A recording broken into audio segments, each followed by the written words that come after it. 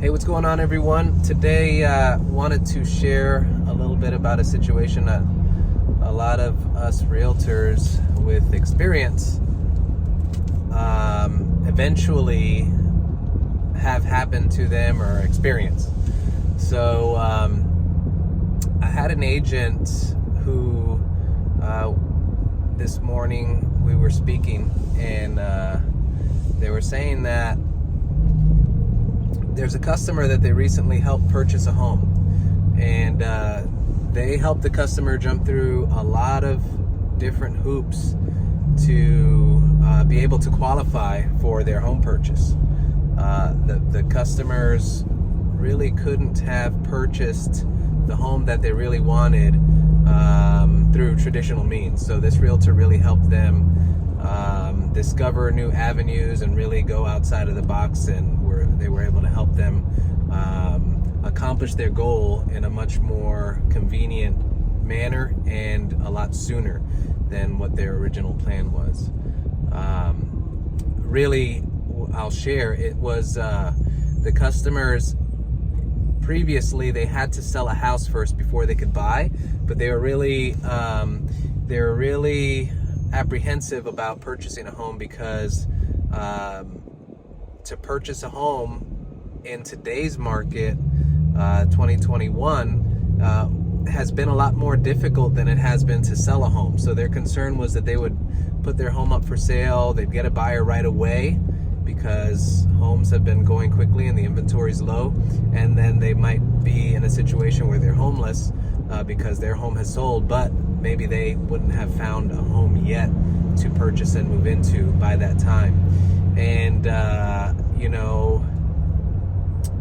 if you have to sell a home first in order to qualify for your new home, you don't have that much of a choice. You have to sell your home first in order to qualify to purchase the new home. But in our scenario, the agent, and I'll share the info, the agent through a program called the Knock program, they were able to help this buyer get a loan without having to sell their home first, which really helped them out a lot. It put their minds at ease.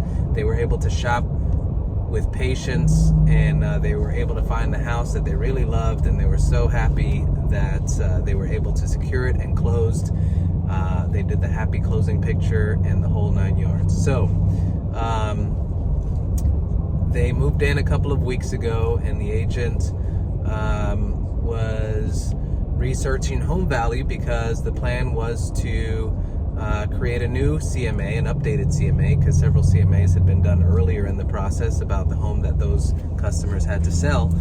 Create a new CMA with updated information and just kind of orient the customer on how to get the most money for their home when it gets listed in the future. And so these customers had expressed a desire to sell for sale by owner during the purchase process. And they were coached on the benefits of working with an experienced agent, and how for sale by owner sellers tend to sell for less. And a lot of their goal for sale by owner sellers, their goal is to save money, but a lot of times they end up selling the home for less, which nets them less in the end. And in addition to that, 75% of for sale by owner sellers end up listing with an agent. So, that was some of the conversations, my understanding, as that process was unfolding. So, in this process of researching home values to prepare a new CMA for these customers, the agent noticed, unfortunately, that the home was on the multiple listing service already, and not only that, it was pending already. And so the agent, justifiably was unhappy about the scenario. They felt like they had jumped through hoops and really gone above and beyond the call of duty to help these customers purchase a home. And so they were, offended a little bit and unhappy about finding out this news that these buyers had listed their home with another agent and it was already pending, communicating anything to the agent who helped them purchase the property. So this happens. If you've been selling real estate for, probably longer than 6 months, this may have happened to you. I've been selling real estate for 17 years. It's definitely happened to me. And it stings, it hurts, and you start wondering what you did wrong sometimes. You might wonder what you did wrong. You might harbor some ill feelings towards the customer that, they should have called you. Maybe you feel like they owed you the listing because of the great job you did on the purchase side. All kinds of feelings. And a practice that I've implemented over the years is, not in these specific types of situations, but just any situation in general. If you go on a listing appointment, you do a great listing presentation, the seller's interviewing multiple sellers, and then you feel like it went excellently, and then you find out they listed with someone else. It's always a great practice to get back in touch with the seller and just from a position of, I want to improve my business for the future. So I would communicate with that seller and send them a phone call or a text message and just ask them and say, hi, this is Daniel Betancourt. You don't say this is Daniel Betancourt because that wouldn't be true. But I would say, this is Daniel Betancourt. How are you? I noticed that your home is on the market. Congratulations. I saw the photos. They look great. And the photos look great. I'm happy that you've got the home on the market. I'm confident it'll sell quickly. The agent that you chose is a great agent. You want to give them compliments. You don't want to come from a place of negativity. You don't want to, definitely don't make the phone call controversial in any way. Not controversial, but you don't want to make the phone call negative in any way. You just want it all to be positive. Hey, I saw you listed the home. That's great. Congratulations. Thank you so much for allowing me the opportunity to give you my listing presentation. I really want to improve my business practices for the future. So if you would you please share with me what helped you get to the decision of choosing the agent that you chose to list your home. This will help me a ton for my future business. And when you present it that way, you are, one, asking for help. A lot of times you'll get constructive feedback. They might say, you were great, but the other agent just had, 10 years more experience. You were great, but the other agent that I chose sold 10 homes in my neighborhood, and I noticed that you've never sold a home in my neighborhood. Whatever it is, it will bring you, in my experience, it brings you some satisfaction, one, to know and not wonder. Sometimes when you don't know and you're concerned about why, you fill in the blanks with all kinds of imaginary scenarios. The customer didn't like me. The customer, maybe I said something offensive. Maybe customer didn't like my shirt. Maybe the customer, just whatever. You come up with these imaginary scenarios, and a lot of times you're surprised by what the customer says. Sometimes a customer will say, you know what, I chose my cousin because my cousin called me, she was giving me a hard time, and I couldn't say no. You know what, I chose my ex-husband because he told me he was going to contribute all of the commission to our kids' tuition. These are examples of responses that I've gotten in the past, not the cousin one, but other ones. Sometimes you learn techniques that you could have used that you can use in the future. I'll give you an example. One time I had a listing appointment. The listing presentation went well. I thought, this is going to be a future listing of mine. And then lo and behold, a couple days later, I see the agent's listed with someone else. And I knew I was competing against other agents, which is not unusual.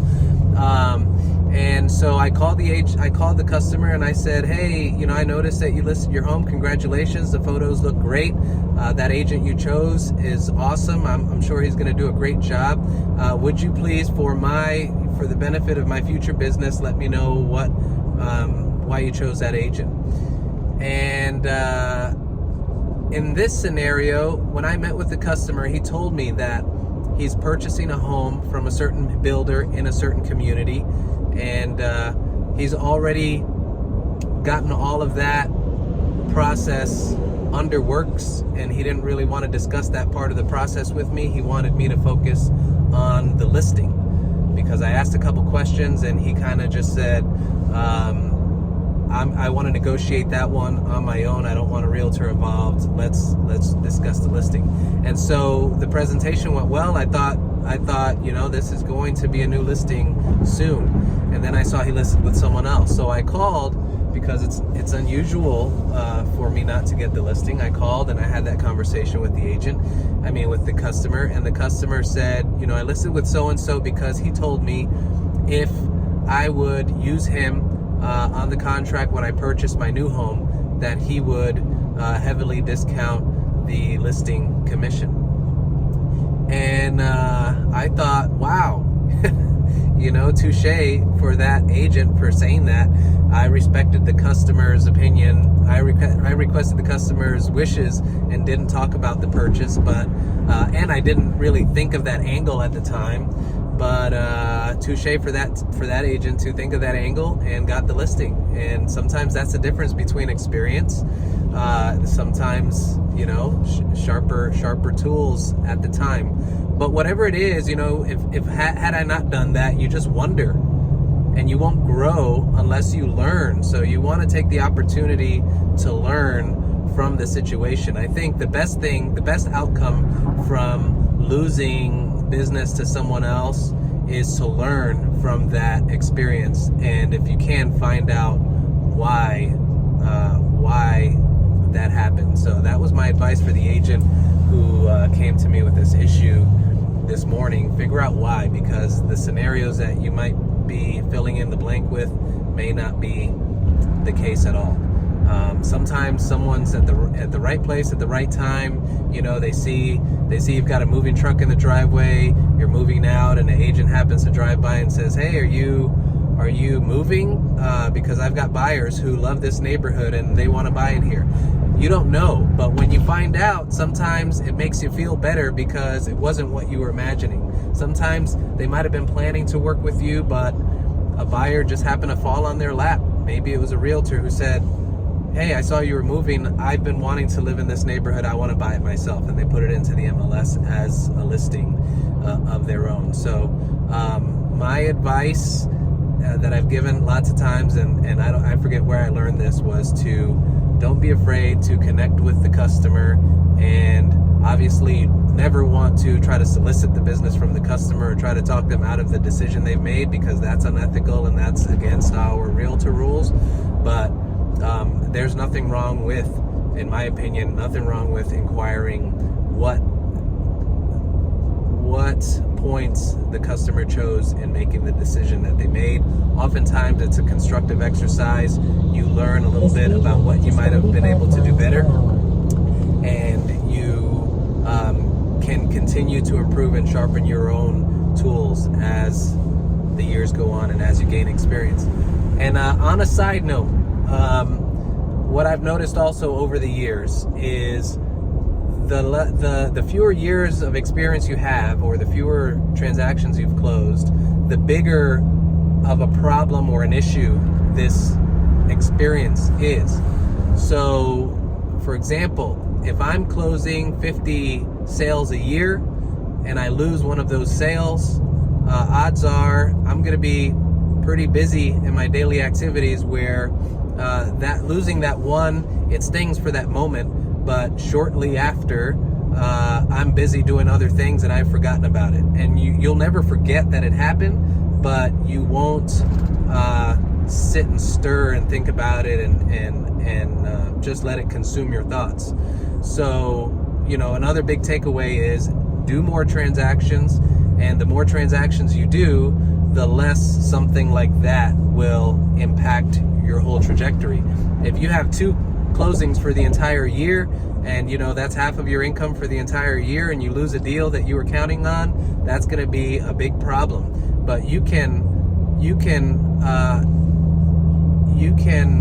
end up making that experience a lot worse if you sit and stir about it, and it causes some kind of paralysis in your activities, where you could be out going getting new business, but you're sitting and stirring and upset with the customer. The other thing I want to give quick advice on is, don't let it impact the relationship you have with that customer. I know that's easier said than done, but I've always thought of customers, if they do something like that, I call them, I'm always in a good mood, I'm always congratulatory, and I say, hey, congrats, I saw you did this, looks great, good luck with that, I hope it all goes well. I just want to know for my own business purposes why you did that. But never, confrontational is the word I was trying to think of earlier. Never be confrontational about it. You want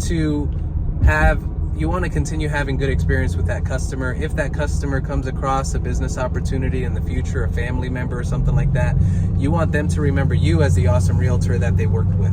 And you want them to think, you don't want them to feel uncomfortable calling you again in the future for any business purposes. So that's it for today. I hope that was helpful in some way, and take care.